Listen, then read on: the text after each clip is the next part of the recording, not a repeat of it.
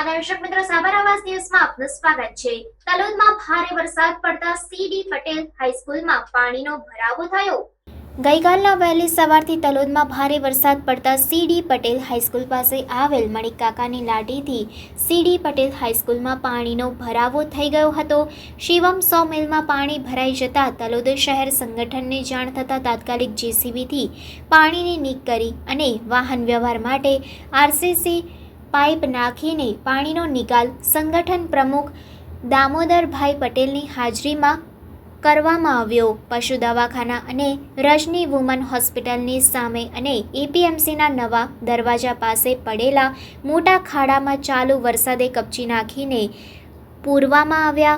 Traffic હોવા છતાં 50% ખાડા નગરપાલિકાના સાધનોથી શહેર સંગઠન પ્રમુખની હાજરીમાં સૂચના પ્રમાણે કામ કરવામાં આવ્યું।